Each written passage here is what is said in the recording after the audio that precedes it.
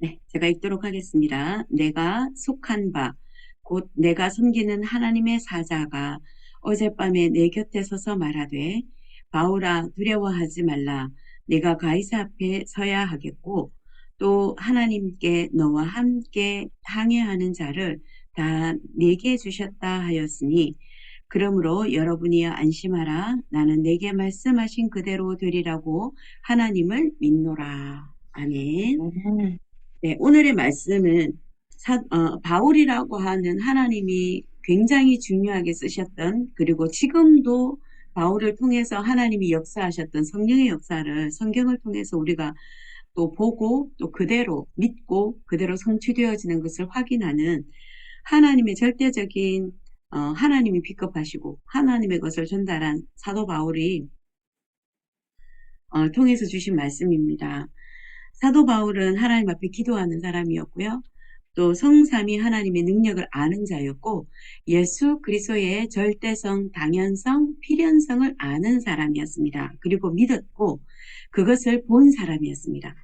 이 사도 바울이 재판을 했죠. 재판을 했지만 사도 바울은 로마 시민권자다라고 하는 것을 말했더라면 재판에 가지도 않았을 텐데 하나님의 절대적인 계획이 무엇인지를 질문하고 또 하나님의 뜻이 무엇인지를 알고 있었기 때문에 항소를 해서 뭐 로마로 가서 이제 재판을 받으러 가는 이제 출발하는 그 시점이었습니다. 그때에 사도 바울이 풍랑이 올 것이다 라고 얘기를 했지만 선장과 그리고 이 사도 바울을 연행했던 경찰들이 있었겠죠.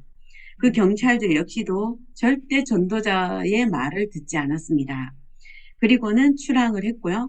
가다가 유라굴로라고 하는 풍랑을 만나게 되면서 그때에 이제 그 전날에 주의 사자가 사도 바울에게 나타나서 주신 말씀입니다. 그래서 사도 바울에게 너와 함께하는 모든 자들을 다 너에게 붙였고 또 그 아무 일이 일어나지 않을 것이다. 두려워하지 말아라. 그러면서 사도 바울이 고백했습니다. 하나님이 나에게 주신 말씀하신 그대로 될 것을 믿습니다. 그 하나님이 주신 말씀을 주신 하나님을 나는 믿습니다. 이렇게 풍랑을 만나서 두려워하고 우왕좌왕하고 있는 배에 함께 동행한 사람들에게 이 말씀을 전달했습니다. 그때에 사도 바울이 기도를 하게 되죠. 우리가 인생의 미래를 안다면 절대 우리는 불안하거나 두려워하지 않을 것입니다. 제가 하나님이 저에게 이제 상담이라고 하는 것으로 붙여주시는 여러 사람들을 보면은 이 불안한 거예요. 두려운 거예요. 그리고 수치심과 죄책감, 그리고 그동안의 여러 가지 상처들로 인한 쓴뿌리들 때문에, 어, 이제 아픔이 되어져 있어요.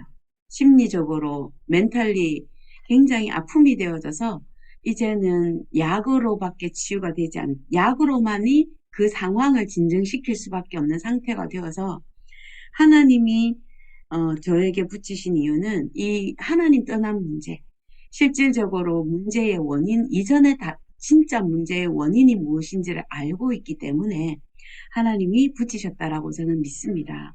그리고 실질적으로 성경에서 말씀하신 절대적인 그 내용이 모든 인간이 문제가 와 있고 아파하고 고통스러워하고 멸망 가운데 있고 재앙 가운데 있다라고 하는 것. 이것이 성경에서 주신 내용이었고 또 그것을 해결할 수 있는 솔루션, 하나님의 절대적인 방법이 오직 그리스도인데 그 그리스도는 예수님이라는 거죠. 그래서 하나님이 우리가 개인과 우리의 가정과 우리에게 일어나는 여러 가지 문제와 그 사건을 볼 수 있는 영적인 눈이 열려져야 되겠습니다. 그래서 문제가 아니라 하나님 떠난 문제였구나. 이것이 원죄의 문제구나. 이것이 사단이 지금 속이고 있는 거구나. 라고 하는 영적인 눈이 열려질 때에 우리가 세상을 바라보는 눈이 달라질 것입니다. 그래서 하나님이 우리에게 주신 그 뷰 포인트는, 그 세계관은 세상 나라를 보는 눈이고 또 하나님의 나라가 이루어져야 되겠고 사단의 나라가 무엇인지를 정확하게 볼 때에 하나님의 나라가 반드시 임해야 된다라고 하는 절대적인 믿음, 절대적인 하나님의 메시지가 우리의 모든 사건 속에 있다라고 하는 것을 볼 때에 우리는 그 영적인 눈이 열려지면 미래를 볼 수 있는 눈이 있습니다. 그래서 우리가 예배가 굉장히 중요한 것, 이 예배를 통해서 주신 하나님의 그 말씀을 붙잡고 기도하는 것이 얼마나 중요한 것인지 저는 날마다 시간이 지날수록 날이 더해갈수록 하나님이 하시는 것이 보여지고 성령의 역사가 보여지고 하나님이 인간을 통해서 주신 말씀이 얼마나 정확하게 성취되는지를 하나님 보게 하시잖아요. 그래서 예배가 재미있고 행복하고 가장 평안한 시간. 그래서 하나님이 그것을 통해서 주시는 열려지는 응답의 문, 전도의 문, 치유의 문들을 보면서 저도 어느 순간인가 막그 들떠질 때가 있거든요. 성령의 역사를 보면서 내가 한 것도 아니면서 막 어떨 때는 제가 막 들뜰 때가 있더라고요. 그때 하나님이 저에게 주시는 말씀이 들뜨지 말라는 거예요. 더 예배해라는 거예요. 예배 놓치지 말고 기도를 세팅해라. 그래서 어떤 기도를 우리는 세팅해야 되느냐가 가장 중요합니다. 하나님의 것입니다. 하나님의 것. 나의 것이 아닙니다. 내가 모든 계획을 해놓고 하나님 이거 해주세요. 이거 결제해주세요. 라고 하는 그 결제를 올리는 기도가 아니라 하나님이 나에게 주신 것, 하나님이 우리에게 주신 것을 예배를 통해서 확인하고 기도를 통해서 날마다 확인하게 되는 것입니다. 그래서 우리가 이 기도를 날마다 하고 있으면은 어느 순간인가 앓고 있는 영적 문제가 해결이 되는 것을 느끼게 됩니다. 그래서 우리는 무한 세계의 힘을 가지고 있고 우리에게 이미 주셨거든요. 그 힘을 우리는 누리는 것이 기도고 예배라고 하는 것. 영적인 힘을 우리에게 날마다 주시는데 그것을 항상 확인하는 것. 성삼위 하나님이 모든 것이죠. 성삼위 하나님. 그래서 성부 하나님 우리에게 말씀을 주시고 성자 예수님 삼저주 하나님 떠난 문제 그리고 원죄의 문제 지옥 배경 그리고 사단의 모든 문제를 해결하신 삼저주 문제 해결하신 성자 예수님 그리고 하나님의 능력으로 영력, 지력, 세력, 경제력, 인력을 주셔서 전 세계에 그리스도가 전달되어질 수 있도록 우리와 영원히 함께 하시는 성령 하나님, 성삼위 하나님이 우리와 함께 하십니다. 그래서 보좌의 힘으로 영적인 힘으로 우리에게 날마다 공급하고 계시는 것. 이 성삼위 하나님을 우리가 누리고 있다 보면은 우리에게 응답이 옵니다. 그 응답이 오는데 다른 응답이 아니라 성경에서 약속하신 응답입니다. 세 가지 초월하는 하나님의 응답이 일어나는데 보좌의 축복이 우리에게 임하게 됩니다. 그리고 시공간 초월하는 역사가 일어나게 되죠. 그래서 우리가 LA에서 기도하는데 우리 오집사님을 위해서 LA에서 기도하는데 오집사님이 그것을 체험하게 되고 누리게 되고 느끼게 되는 거죠. 그리고 237을 살리는 빛이 됩니다. 제가 여기서 기도하는데 멕시코에서 선교하고 계시는 목사님에게 하나님이 원하시는 전도의 문이 열려지고 선교의 문이 열려지고 이 복음운동 지속할 제자를 붙이시고 후대와 미래를 책임질 렘넌트 제자를 멕시코에서 하나님이 응답으로 붙이고 계시는 것입니다. 그래서 237 살리는 빛, 시공간 초월하는 역사, 또 보호자의 축복이 기도를 통해서 우리는 날마다 누리게 되죠. 삶생명, 늘 우리는 죽은 생명이 죽은 게 아니라 살아있는 생명으로 하나님의 형상으로 항상 우리는 하나님의 자녀, 우리의 존재 가치를 늘 생각하게 되고요. 하나님의 생기를 우리에게 불어넣어 주셨는데 하나님의 생명으로 우리는 육신적인 늘 하나님의 것으로 공급받게 됩니다. 그리고 생명의 능력, 하나님의 말씀이 우리에게 늘 임하게 되어져서 우리가 예상할 수 없는 일들이 말씀이 그대로 성취되어지는 그 생명, 하나님의 생명을 우리가 날마다 공급받게 되고요. 전무후무한 응답이 일어나는데 우리 개인과 교회 우리의 모든 현장에 전도의 문이 열려지는 것이 우리에게 주신 응답입니다.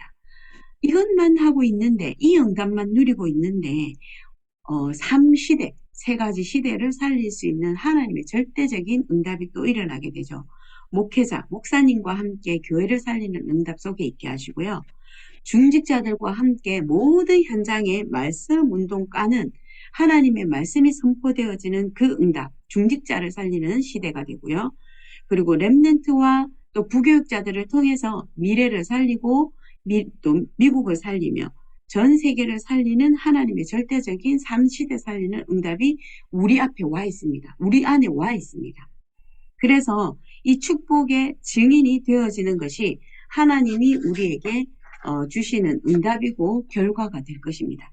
그래서 우리는 무엇을 해야 되냐? 항상 누릴 보좌의 파수망대입니다. 파수망대는 기도로 곳곳에 세울 수가 있습니다. 그래서 내가 가정에서도 세울 수 있고 교회에서도 세울 수 있고 멕시코에서도 세울 수 있고 아리조나에서도 세울 수 있고 라스베가스에서 세울 수 있습니다. 곳곳에 파수망대를 세우는데 기도로 237 모든 곳에 파수망대를 깔 수 있을 만큼 기도의 파수망대는 어마어마한 힘이 됩니다. 이것이 로마를 250년 만에 정복한 사도 바울이 죽었음에도 불구하고 250년 만에 로마를 정복하고 전 세계를 복음화한 하나님의 방법입니다. 그래서 우리가 하는 것이 아니라 우리는 예수 그리스도의 이름의 능력으로 파수망대를 세우는 것이죠. 기도의 망대를 세우는 것입니다. 그러면 237과 치유와 서밋을 볼 수 있는 그 파수망대가 기도를 통해서 세워지는 것을 우리는 확인을 하게 될 것입니다.